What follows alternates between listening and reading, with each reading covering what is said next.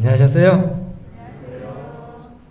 오늘은 또 어떤 분들이 출타를 하시면서 다른 데서 예배를 드리겠다고 그러시면은 아이고 오늘 자리가 좀 빌려나 했는데 또 새로운 분들이 또 오시고 오랫동안 못 뵀던 분들이 또 이렇게 자리를 함께 해서 너무 감사합니다. 우리 일부 예배 때는 천정순 할머니 참 오랜만에 1년 한 3, 4개월 만에 교회에 오셨는데 얼마나 반가운지 너무 좋더라고요. 오늘 또 하나님의 전에 오신 여러분 모두를 환영하고 또 하나님의 은총과 축복이 넘치도록 이런 마음 가운데 임하시길 바랍니다. 오늘은 하나님을 가까이 함이 내게 복이라 그 제목인데 부제목으로 세상을 변화시킨 기독교라는 그런 내용으로 말씀의 은혜를 나누고자 합니다. 시편 73편 25절 28절 말씀을 읽겠습니다. 하나님의 말씀 시편 73편 25절 28절 하늘에서는 주 외에 누가 내게 있으리요 땅에서는 주밖에 내가 사모할 이 없나이다. 28절 하나님께 가까이함이 내게 복이라. 아멘.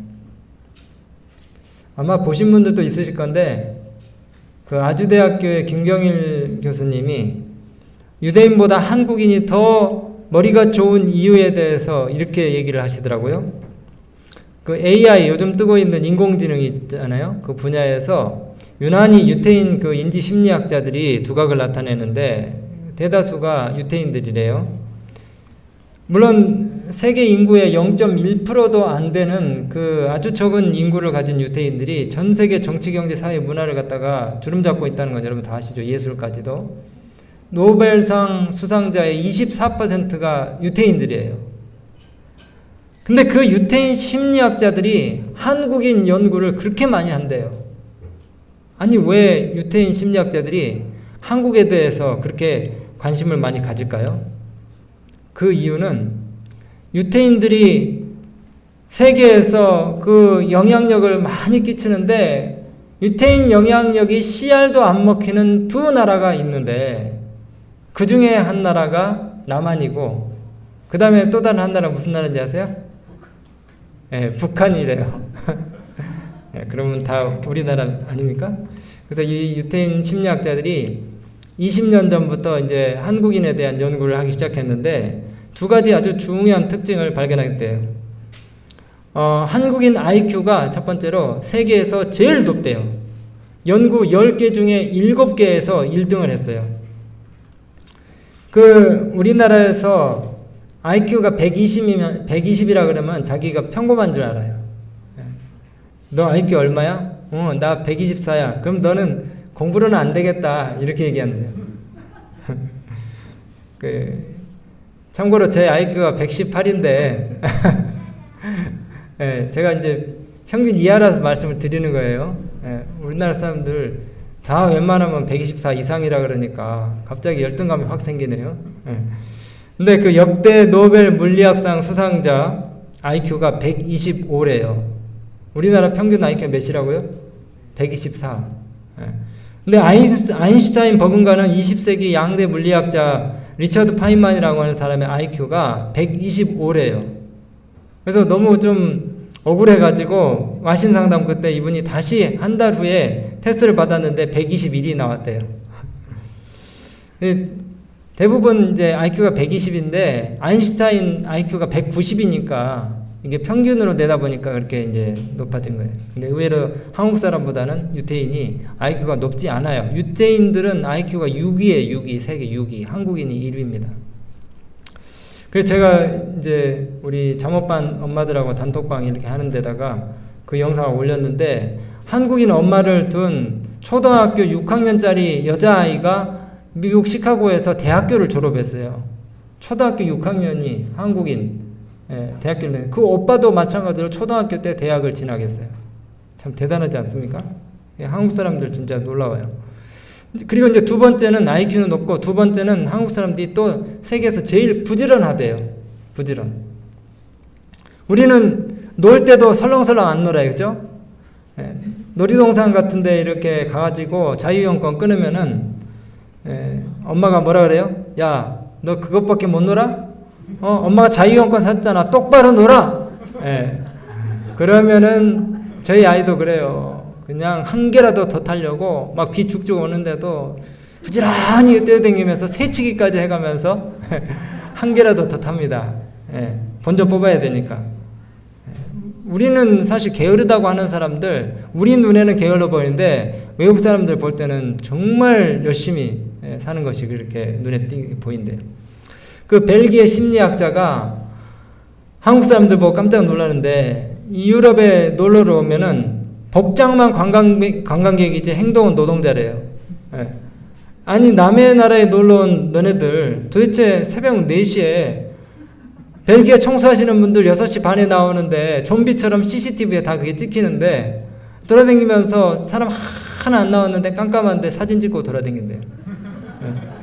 하여튼 한국 사람들은 정말 부지런하고 IQ, EQ 너무 높고, 그래서 제가 김경일 박사의 이 세계에서 가장 뛰어난 유대인보다 더 뛰어난 한국인의 우수성의 그 이유에 대해서 들으면서 이 유대인하고 한국 사람들의 민족적인 그 탁월성이 어디에 있을까? 공통점이 뭘까? 생각해 봤어요. 근데 그 지리적인, 환경적인, 사회적인 여러 역사적 이유들이 있겠지만은 그 중에 가장 타당한 이유를 하나 제가 발견했는데, 그것은 바로 두 나라 사람들 모두 하나님을 섬긴다는 겁니다.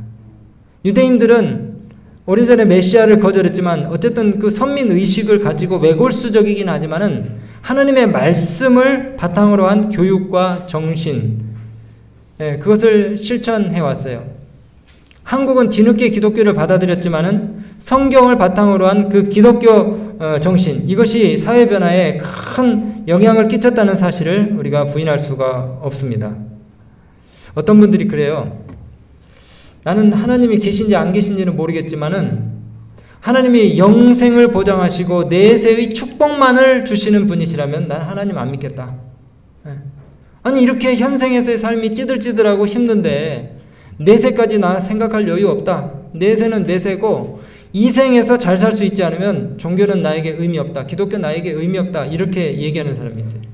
근데 여러분, 예수님 믿는 것이 과연 죽음 이후의 세계, 내세의 복만을 강조하는 것일까요? 결코 그렇지 않습니다.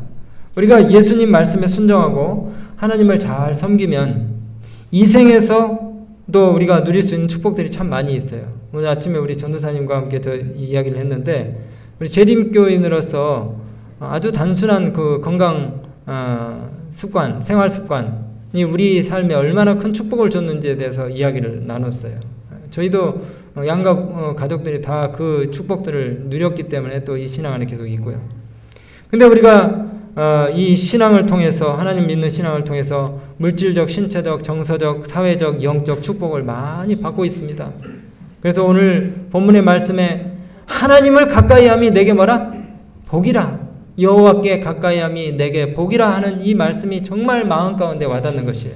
잠언 22장 4절에 뭐라 했습니까? 겸손과 여호와를 경외함의 보응은 재물과 생명과 영광이니라 그랬어요. 성경은 여호와를 경외하는 것이 지식의 근본이요 라고 말씀하고 있습니다. 그래서 신앙과 학업, 신앙과 학문이 결코 별개의 것이 아니라는 사실을 우리가 알 수가 있어요. 지금은 우리 사회에서 기독교가 지탄의 대상이 되고 그 역할을 잘 감당하지 못하고 있는 것처럼 보이지만은, 한때 이 기독교의 본질과 가치를 잘 이해하고 그 다음에 그것을 지키고 목회자가 성경의 진리를 올바로 외치고 교인들이 거룩함과 순결의 말씀을 생활로 나타냈을 때는 이 기독교 정신이 세상을 변화시킨 위대한 결과들을 많이 불러왔습니다. 이건 제가 꼭 물질적인 측면만을 얘기하는 것은 아니에요. 여러분, 우리 기독교가 130년 전에 한국 땅에 들어왔을 때에 민족 계몽운동, 그 다음에 민주주의, 시민의식 고취, 그리고 선진 의료와 교육 시스템 도입, 여성운동, 이 모든 것들이 한국 근대화의 초석을 이룬 거 맞습니까? 다 근데 이게 기독교 정신을 바탕으로 해서 된 것들이에요. 또 우리나라가 일본으로부터 그 독립을 하는 데 있어서도 기독교 역할이 굉장히 컸습니다. 3.1운동 당시에 민족 대표 33인 중에 16명이 개신교인들이었어요. 그 중에 우리 재림교인과 관련된 분도 있어요. 정재용 씨라고 33인 중에서 그분의 아드님이 정사영 박사님이라고 우리 재림교회 70년대에 건강 식생활 이렇게 많이 알려주신 유명한 의사 선생님이세요. 근데 그분 따님이 의사 선생님이셨는데 역시 제가 연신대교회 학생전도사 하실 때 거기 반주하셨었어요. 이 기독교가 민족과 사회를 위해서 굉장히 앞장섰는데 1919년에 3.1 만세운동 할 때에 감옥에 수감된 사람들의 종교별 통계를 보니까 구세군이 10명, 그 다음에 천주교가 57명, 성공회 교인이 4명, 그리고 제7일 안식일 예수재림교인도 5명이나 있었더라고요. 네. 여러분 그 도산 안창호 선생 잘 아시죠? 도산 안창호 선생의 장인어른 이석관 씨, 이분이 우리 재림교회 초창기 그 4대 교회 가운데 하나인 강대모루 교회를 갖다가 세운 개척자이십니다. 우리 재림교회하고 안창호 선생하고는 직접적인 관계는 없지만 그 친척들과 많은 연관들이 있어요.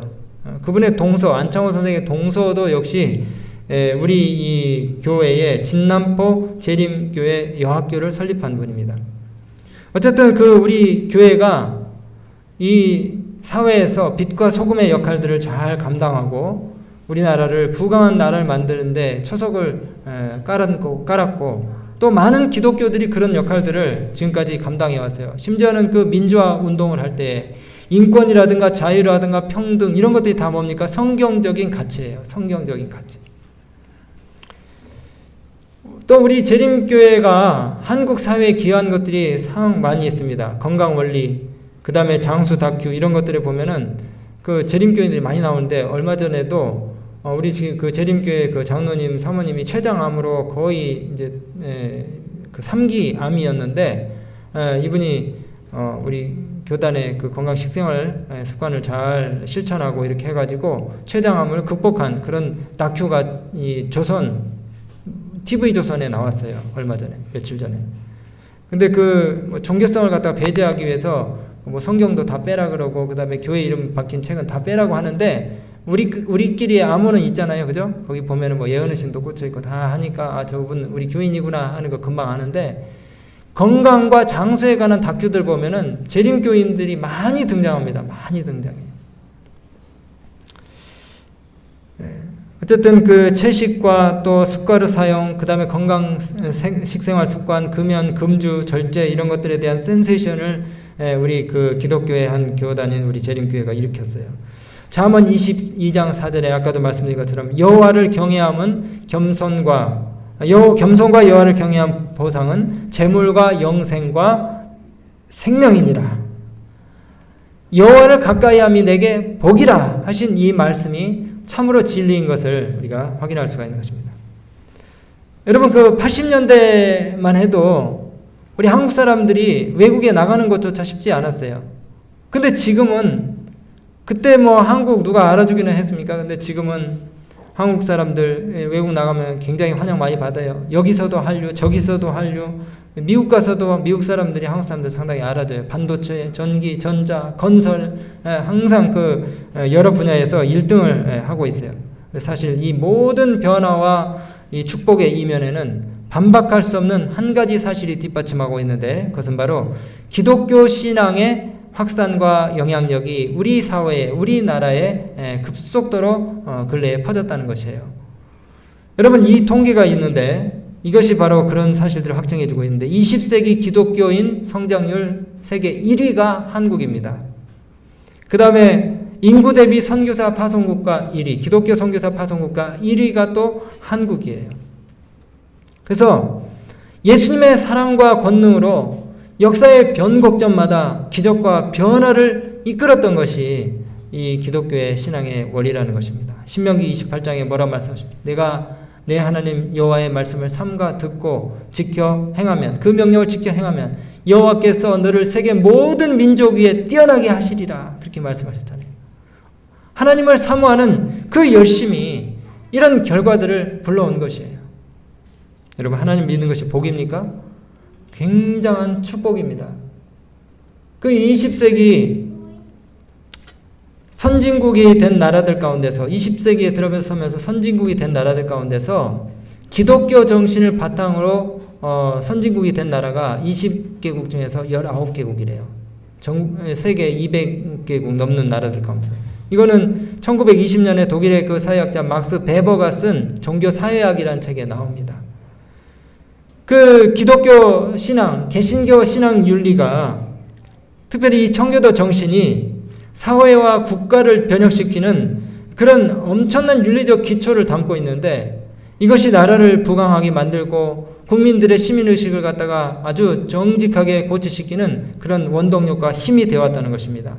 합리주의, 그 다음에 또 국민적인 그 올바르고 건전한 정신적 가치관, 이런 것들이 성경적인 삶을 바탕으로 인해서 사회에서 실현됐다는 것이에요.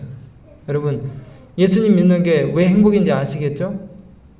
일확천금을 꿈꾸는 그런 사형심이나 필요 이상의 욕심을 부리지 않고 건전하게 안분지족하면서 근면하고 성실하고 정직하게 살도록 가르치는 것이 이 성경의 교훈이고 지침인 것이에요. 한 서기관이 예수님을 찾아와서 모든 계명 중에 첫째 되는 계명이 무엇입니까? 그렇게 물었을 때 주님이 뭐라고 말씀하셨어요? 네 마음을 다하고 목숨을 다하고 뜻을 다하고 네 번째로 힘을 다하여 주 너희 하나님을 사랑하라, 그렇게 말씀했어요. 여러분, 이 말씀을 잘 보면 우리가 하나님을 어떻게 사랑해야 되는지 알 수 있어요. 힘을 다하여 사랑하라는 말은 일상에서 하나님을 사랑하는 방법을 우리에게 가르치고 있는데 바로 우리의 육체적인 힘의 봉사로 표현되는 그 사랑을 우리 하나님께서 원하신다는 것입니다. 쉽게 말해서 우리가 가진 재능과 직업 그리고 하는 일들을 가지고 최선의 노력을 바치는 것이 하나님을 사랑하는 증거가 된다는 것이에요. 우리가 일주일 내내 24시간 여기 교회 와가지고 일도 안 하고 엎드려서 기도만 할 수 있습니까? 그렇게 해서는 안 되죠. 그죠? 생업을 하고 내게 주신 달란트에 맞게 우리의 직장에서 열심히 일을 하면서 우리가 얻은 수입을 가지고 하나님께 기여하고 그 다음에 또 사람들에게 봉사하고 이렇게 하기 위해서 우리가 매일의 삶에 충실하는데 어떤 분야에서든지 그것이 영적인 일이 아니고 세속적인 일처럼 보인다 할지라도 최선을 다해서 하게 될 때 이것이 하늘의 사물과 연결된 것이기 때문에 영적인 일이 될 수 있다는 것이에요. 여러분, 농사를 짓든 아니면 건축을 하든 의사가 능숙한 솜씨로 환자들을 고치든 목수가 망치를 쓰든 아니면 대장장이가 모루를 치든 모든 힘은 다 누구에게서 온 것이에요? 하나님께로부터 왔잖아요. 하나님께서 주시는 힘을 가지고 어떤 분야의 일을 하든지 우리가 최선의 방법들을 고안해내서 그 일이 최대의 효과를 발휘할 수 있도록 생산성 있게 지혜롭게 계획적으로 무릇 내 손이 일을 다하는 대로 힘을 다하여 할지니라, 그렇게 말씀하신 거예요. 그래서 우리의 있는 힘을 다해서 하나님을 사랑하라는 이 말씀은 이 땅에 우리에게 부여된 육체적인 힘을 지혜롭게 사용하라는 그런 의미를 담고 있는 것입니다. 그럼 그렇다고 해서 우리가 죽을 힘을 다해가지고 죽을 정도로 몸을 혹사시켜서 일하라는 것은 아닙니다. 불필요한 일에 너무 과도하게 힘을 낭비하지 말라는 말씀이에요. 여러분, 항상 우리는 우리의 모범 되시는 누구를 생각합니까? 예수님을 생각해요. 예수님이 이 땅에 계실 때에 육신의 몸을 가지고 이 땅에 계시면서 어떻게 그분의 힘을 사용하셨는지를 우리가 생각해 봐야 합니다. 예수님은 힘을 적절한 곳에 아주 지혜롭게 사용하셨어요. 영감에 글에 보니까 예수님은 영적인 사물뿐만이 아니라 세속적인 사물에서도 참된 일꾼이셨다, 그렇게 기록하고 있어요. 나사렛이라는 촌에서 주님이 목수 일을 하시면서도 하늘 아버지의 이름을 영화롭게 하시기 위해서 최상의 제품을 만드셨다고 영감의 글에 기록하고 있습니다. 여러분, 목수가 사람들한테 칭찬을 받으려면은 뭘 잘 만들어야 돼요? 기도만 잘하고 물건은 아무렇게나 만들어서 일주일도 안 썼는데 망가지면 되겠어요? 안 되겠어요? 안 되겠죠? 그 사람이 하나님을 영화롭게 하고 칭찬을 받으려면은 목수로서 뭘 잘 만들어야 돼요? 자기의 제품, 생산품을 잘 만들어야 돼요. 견고하고 기능성 있게. 그게 바로 힘을 다해서 하나님을 사랑하는 것입니다. 신앙과 사업은 별개의 것이 아니라 하나입니다. 영적인 일과 세속적인 일에 있어서 우리가 하는 모든 일에 늘 하나님의 힘과 인간의 힘이 결합되어야 할 것입니다. 예수님은 하늘의 사령관이셨어요. 그렇지만 이 땅에 하시는 일을 하찮게 여기지 아니하시고 당신에게 주어진 일이라면 어떤 일이든지 완벽하게 수행하시기 위해서 건강과 체력을 최적화시키고 신성의 능력을 사용하지 않으시면서도 최고의 걸작품을 만들어내셨다는 거예요. 그러니까 여러분, 이제 우리가 예배 마치고 이제 내일 모레 또 출근해서 직장에서 그 다음에 내 일터에서 어떻게 일을 해야 될지 이제 아시겠죠? 열심히 창의적으로 그 다음에 능률적으로 생산성 있게 그렇게 일을 해야 된다는 것이에요. 모든 신자들은 하나님께서 재능과 능력과 발명과 진보를 위한 오묘한 지혜를 주셨음을 깨닫고 그분에게 지혜를 구해야 한다. 우리가 어떤 분야의 일을 하든지 간에 하나님께서는 우리로 하여금 그 일을 완전하게 하기를 원하신다. 실물교훈에 있는 말씀입니다. 그러니까 건물을 지을 때도 예배를 드릴 때처럼 그렇게 기도하는 마음으로 일에 전념해서 정직하게 하는 것이에요. 근데 내가 건축 일을 하는데 볼트도 빼먹고 나사도 빼먹고 그 다음에 뭐 들어가야 될 철근도 빼먹고 그래서 나중에 부실공사가 돼가지고 5년 있다가 와르르 다 무너지면 하나님 영광 받으시겠어요? 기도만 열심히 하면 뭐예요? 일이 성실하지 못하고 하나님이 지켜보시는 것처럼 그렇게 두려워하는 마음으로 일을 안 했는데. 그러니까 이게 세상의 세속적인 일도 하늘의 사물과 연결이 돼 있어서 영적인 사업으로 그렇게 하나님 앞에 드려질 수 있다는 것이에요. 여러분, 그 성경 인물 가운데 다니엘이 그렇게 했잖아요. 다니엘에 대해 우리가 알고 있는 것은 그의 모든 업무 처리를 아주 엄격하게 조사를 해봤지만은 단 하나의 흠이나 결점이나 꼬투리를 찾아볼 수 없었다는 거예요. 이방의 그 관리들이 다니엘을 갖다가 모함하고 그 다음에 풀무불에다 집어넣으려고 하지만은 사자굴에다 집어넣으려고 하지만은 단 하나의 흠이나 실책도 발견하지 않았다는 것입니다. 왜 그래요?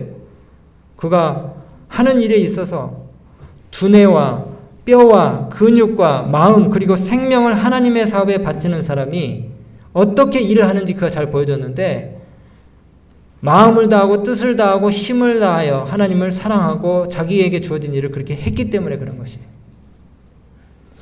여러분, 우리가 그 개신교 신앙의 바탕이 되었던 그 청교도 신앙의 세 가지 축에 대해서, 청교도 정신의 세 가지 축에 대해서 늘 이야기하는데 그 세 가지가 이거예요. 정직, 그 다음에 두 번째 근면. 그러니까 우리 자녀들이 밤늦게까지 박쥐처럼 컴퓨터 모니터 앞에 앉아가지고 그냥 밤새도록 허튼 것 보고 그 다음에 새벽에 일어나야 되는데 그냥 늦잠 자고 자기에게 주어진 일도 제대로 못하고 이렇게 하면 안 되고요. 또 우리나라에 지금 노동정신이 다 사라진 것 같아요. 그래서 외국인 노동자들이 웬만한 일터에는 보면은 아주 가득가득해요. 한국 사람들은 굳은 일, 그 다음에 또 그 힘든 일은 안 하려고 그래요. 3D를 다 싫어합니다. 근데 우리가 참 노동은 축복인 것을 우리가 믿고 땀 흘려야 먹을 수 있다는 그런 생각을 가지고 우리에게 주어진 일을 성실과 정직과 근면으로 열심히 해야 되는 것이에요. 그래야지 이 안식일날 교회에 올 때도 마음이 가볍고 또 보람 있고 또 우리가 깨끗하게 옷을 입고 교회 나오는 것이 즐겁지 않겠습니까? 세 번째는 검소입니다. 검소. 참 검소하게 우리가 살아야 돼요. 이 기독교가 이 선진국 시민들의 직업관에 좋은 영향들을 많이 끼쳤는데 이 청교도들 그 다음에 유럽의 그 17, 18세기 기독교인들은 모든 직업이 하나님께서 저들에게 주신 성직이라고 그렇게 생각했어요. 여러분, 여기 단에서 설교하는 저만 성직을 하는 사람이 아니고 여기 과외에서 학생 가르치는 우리 선생님이나 아니면 또 목장에서 일하시는 우리 장로님이나 또 아니면 회사에서 일하시는 우리 집사님들, 장로님들 모두가 자기에게 주어진 일을 뭐처럼요? 이 단에서 예배를 하고 인도하고 그 다음에 설교하는 성직자처럼 그렇게 자기에게 주어진 일을 신성하게 여기고 열심히 하면은 하나님께서 거기에 엄청난 축복을 주신다는 거예요. 그런 청교도 윤리, 성경을 바탕으로 한 기독교 윤리가 이제 이게 바닥에 깔려 있을 때에 옛날에 독일 같은데 가면은 스미스라는 이름을 가진 사람이 많이 있죠. 블랙스미스도 있고 실버 스미스도 있고 골드 스미스도 있고 그 스미스가 그 이름이 어디서 나온지 아세요? 스미스는 대장장이 대장간에서 모리에다가 쇠를 쳐가지고 목재 제품을 만들고 쇠 제품을 만들어내고 또 금세공업을 하는 이런 사람들이 다 스미스예요. 스미스.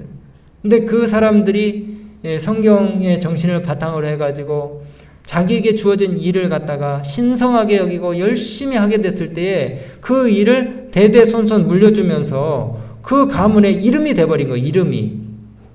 그래서 이제 그 사람들이 청교도들이 미국으로 이제 이민을 가고 해가지고 스미스라는 이름이 아주 흔한 이름이 돼버렸어요. 또 뭐 테일러라는 이름도 있죠. 허드슨 테일러도 있고 무슨 테일러도 있고 테일러. 그런 테일러는 뭐 하는 사람들의 이름입니까? 재봉사들. 재봉사들이 자기에게 주어진 일을 하나님께서 허락하신 성직이라고 생각하고 그렇게 성실하게 일해서 가문의 이름이 된 겁니다. 그 다음에 또 베이커라고 하는 이름도 있죠. 베이커. 제빵사예요. 제빵사. 그러니까 내가 하는 일에 목숨을 걸고 성직처럼 그렇게 열심히 하니까 자연히 산업이 발달하고 그 다음에 사회가 부유해지고 나라가 부강해지면서 결국 자본주의가 생긴 거 아닙니까?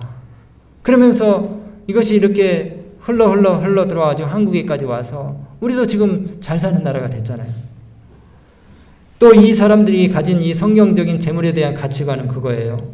하나님이 모든 재물의 주인 되시고 마태복음 25장 그 달란트 비유에서처럼 후일에 하나님께서 우리에게 맡기신 것들을 갖다가 다 심판 때에 계산하실 것인데 그러면 어떻습니까? 돈을 함부로 쓰겠어요? 아니겠죠. 두려운 마음으로 우리는 그저 하나님께서 맡기신 것을 관리하는 청직이다. 그렇게 생각하면서 정직과 성실하게 그 다음에 근면하게 우리에게 주어진 것들을 사용을 하게 되겠죠. 그리고 삶 속에서 그것을 사용하게 되겠죠. 여러분, 하나님께서 주신 재능과 직업과 재물과 기술과 학문을 가지고 하나님의 사업에 우리가 보탬이 되게 하기 위해서 이익을 남기고 애쓰다 보면은 우리의 삶도 윤택하게 되고 또 부유해질 수 있다는 사실을 믿으시게 되길 바랍니다. 정말 하나님을 가까이함이 우리에게 복이 되는 그런 놀라운 경험들을 우리 모두가 하게 되시길 간절히 바랍니다. 오늘 저는 말씀을 정리하면서 시편 73편 우리가 앞부분만 많이 읽는데 25절부터 28절의 말씀을 제가 오늘 인용하면서 다시 한번 읽겠습니다. 하늘에서는 주 외에 누가 내게 있으리요? 땅에서는 주밖에 내가 사모할 이 없나이다. 내 육체와 마음은 쇠약하나 하나님은 내 마음의 반석이요 영원한 분깃이시라. 무릇 주를 멀리하는 자는 망하리니 음녀같이 주를 떠난 자를 주께서 다 멸하셨나이다. 하나님께 가까이함이 내게 복이라. 내가 주 여호와를 나의 피난처로 삼고 주의 모든 행적을 전파하리이다. 오늘 이 본문 말씀이 들어있는 시편 73편은 앞부분에 의인이 악인의 형통을 목격하면서 하나님의 그 공의로우심을 의심했던 그런 그 아삽의 시입니다. 하지만 그가 성소에 들어갔어야 하나님의 말씀을 통해서 하나님의 자비와 공의를 깨닫고 오직 하나님만이 의지할 만한 신뢰의 대상이라는 것을 깨닫고 노래하는 것이에요. 여기 중간에 보시면 나이가 들어 혹은 질병으로 혹은 마음이 낙담이 되어 심신이 쇠약해질 때라도 또 고난으로 지극히 조악한 상황 가운데 놓이게 되더라도 하나님만이 우리의 마음의 반석이시여 영원한 분깃이라고 그렇게 시편 기자는 노래하고 있어요. 그래서 이 시편 기자가 주를 멀리하는 자는 뭐하겠고? 망하겠고. 하나님은 생명의 근원이시기 때문에 그래요. 하나님과의 단절은 죽음을 의미하는 것입니다. 그런데 반대로 하나님을 가까이 하면 나에게 뭐라? 복이라 그렇게 얘기하고 있는 것이에요. 오늘 저는 말씀 마치면서 우리 인생들이 눈에 보이는 가시적인 형통 이런 것들만 우리가 생각할 수 있지만은 그러나 영생의 복을 우리에게 하나님께서 또 허락하시고 이 땅에서 재물의 복뿐만이 아니라 사회적, 영적, 정신적 축복들, 건강의 복들, 그 다음에 영의 복들 이런 것들을 우리 하나님께서 우리에게 금생과 내세에 허락하게 되실 것을 우리가 믿으면서 하나님을 내게 가까이함이 복이라는 이 말씀이 여러분들의 마음과 깃절에 오늘 한 주간 동안도 계속해서 울리게 되시기를 간절히 바랍니다. 그래서 여러분 현세적인 성공을 원하신다면 하나님의 말씀을 믿으시고 그 말씀에 순종하시게 되길 바랍니다. 마음이 허약해지고 공허해지고 외롭고 또 말할 수 없는 그런 그 인생의 부담과 짐들이 있으신 분들 하나님을 의지하시게 되길 바랍니다. 말씀을 읽고 기도하시면서 힘을 얻으시게 되길 바라요. 또 여기 영생의 복을 원하시는 분들 계십니까? 하나님을 믿으세요. 하나님은 우리의 유익을 위해서 일하시는 분이십니다. 각양 좋은 은사와 온전한 선물이 다 위로부터 빛들의 아버지께로부터 내려오나니 그는 변함도 없으시고 회전하는 그림자도 없으시니라 이렇게 말씀하셨어요. 하나님을 믿으시고 하나님을 가까이 함으로 복을 받게 되시는 우리 모든 믿음의 가족들 다 되시길 바라면서 말씀 마치겠습니다.